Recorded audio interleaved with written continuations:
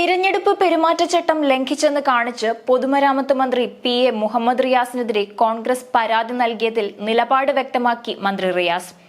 സർക്കാർ ചെയ്ത കാര്യങ്ങൾ ഇനിയും പറയുമെന്നാണ് മുഹമ്മദ് റിയാസ് പറഞ്ഞത്.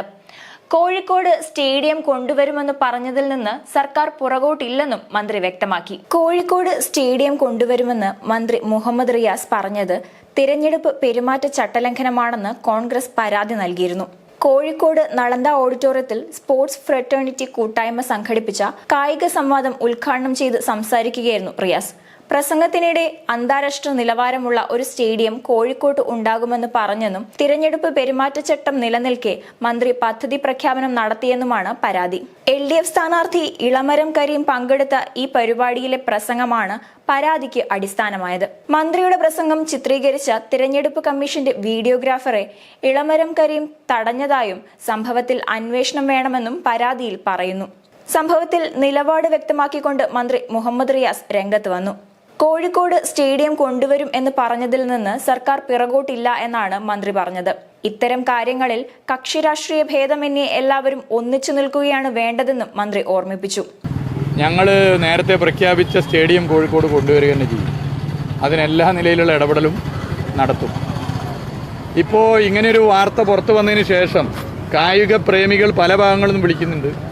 അല്ല, നേരത്തെ പ്രഖ്യാപിച്ച സ്റ്റേഡിയം ഇനി എന്തെങ്കിലും തടസ്സം വരുമോ, നഷ്ടം വരുമോ, സർക്കാർ അതിന് പിറകോട്ട് പോലും ഇല്ല. ഞങ്ങൾ കോഴിക്കോട്ട് സ്റ്റേഡിയം കൊണ്ടുവരുമെന്ന് നേരത്തെ തീരുമാനിച്ചാണ്, നേരത്തെ അത് പ്രഖ്യാപിച്ചാണ്, അത് നടപ്പിലാക്കും. അത് എന്ത് തരത്തിലുള്ള അള്ളുവെക്കൽ ആര് നടത്തിയാലും നടപ്പിലാക്കും.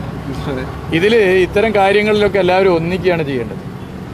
ഒരു നാട്ടിലൊരു സ്റ്റേഡിയം വരുന്ന കാര്യത്തിൽ ഇവിടുത്തെ MP UDF സ്ഥാനാർത്ഥി ഒരുമിച്ച് നിൽക്കുകയല്ല ചെയ്യേണ്ടത്. അത് കക്ഷി രാഷ്ട്രീയ ഭേദമന്യേ എല്ലാവരും ഒന്നിക്കേണ്ട വിഷയമാണ്. അതിലൊക്കെ എങ്ങനെ കേവലം തെരഞ്ഞെടുപ്പിൽ ഒരു വിവാദം സൃഷ്ടിക്കുക എന്നുള്ള ശ്രമം നടത്തുന്ന രീതി, ആ രീതി ഒരു തരത്തിൽ അംഗീകരിക്കാൻ പറ്റുന്നതല്ല. താൻ പ്രഖ്യാപിച്ച 1300 കോടി സിറ്റി ഇംപ്രൂവ്മെന്റ് പദ്ധതി നേരത്തെ പ്രഖ്യാപിച്ചതാണെന്നും തിരഞ്ഞെടുപ്പിന്റെ ഓരോ ദിവസവും സർക്കാർ ചെയ്ത കാര്യങ്ങൾ പറഞ്ഞുകൊണ്ടേയിരിക്കുമെന്നും മന്ത്രി മുഹമ്മദ് റിയാസ് വ്യക്തമാക്കി. അവിടെ പ്രഖ്യാപിച്ച 1300 കോടി രൂപയുടെ സിറ്റി ഇംപ്രൂവ്മെന്റ് പദ്ധതി നേരത്തെ പരസ്യപ്പെടുത്തിയ കാര്യമാണ്. കോഴിക്കോട് നഗരത്തിൽ ആ റോഡുകളൊക്കെ വന്നു കഴിഞ്ഞാലുള്ള മാറ്റം നിങ്ങളൊന്ന് ആലോചിച്ച് നോക്കൂ. അപ്പോൾ ഇതൊക്കെ നേരത്തെ തന്നെ പ്രഖ്യാപിച്ച കാര്യമാണ്. അത് ഇനി തെരഞ്ഞെടുപ്പിൽ ഓരോ ദിവസവും ഞങ്ങൾ നടത്തിയ കാര്യങ്ങൾ പറഞ്ഞുകൊണ്ടേയിരിക്കും. സർക്കാർ ചെയ്ത കാര്യങ്ങൾ ഓരോ ദിവസവും പറഞ്ഞുകൊണ്ടേയിരിക്കും. ഇതിൽ നോട്ടീസ് കിട്ടുകയാണെങ്കിൽ കൃത്യമായി ഇതിനകത്തുള്ള നിലപാട് വ്യക്തമാക്കി മറുപടി. M5 news, Thiruvananthapuram.